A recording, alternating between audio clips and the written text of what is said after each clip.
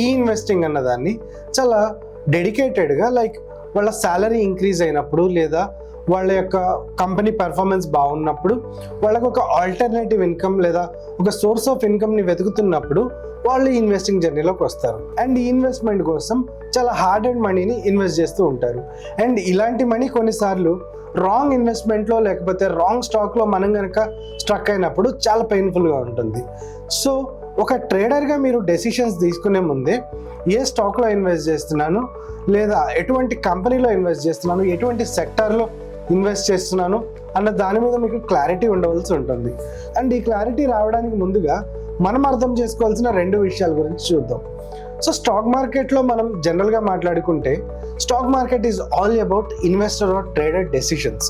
So ఈ decisions అనేవి 2 రకాలుగా నడుస్తూ ఉంటాయి మార్కెట్లో. అవే మనకి emotional decisions and data driven decisions. So మీరు ట్రేడర్ అయినా ఇన్వెస్టర్ అయినా మీరు ఎమోషనల్ డెసిషన్స్ తీసుకుంటున్నారు అని ఎప్పుడు అంటాము అంటే ఒక స్టాక్కి సంబంధించి మీరు ఎటువంటి బ్యాక్గ్రౌండ్ చెక్ లేకుండా డైరెక్ట్గా మీరు ఇన్వెస్ట్మెంట్ జర్నీని కంటిన్యూ చేసినప్పుడు, లేదా ఒక న్యూస్ ఏదో వచ్చింది, లేకపోతే ఒక ర్యాండమ్ యూట్యూబ్ వీడియో ఏదో చూసాను, లేదా ఒక ఫియర్తో, ఒక గ్రీడ్తో, లేదా ఒక ఫియర్ ఆఫ్ మిస్సింగ్ అవుట్తో మీరు కనుక మీ ట్రేడింగ్ ఆర్ ఇన్వెస్టింగ్ని చేసినప్పుడు మీరు ఎమోషనల్ డెసిషన్స్ తీసుకుంటున్నారు అని మనం అనుకోవచ్చు.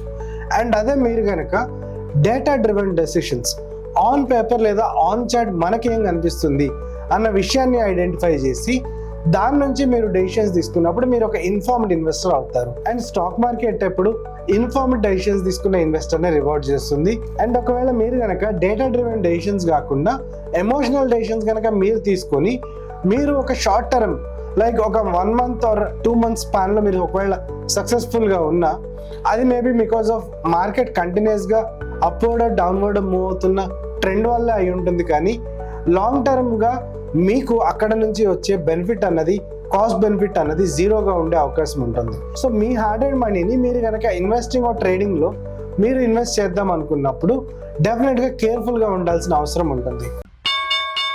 Investments in the securities market are subject to market risk. Read all the related documents carefully before investing.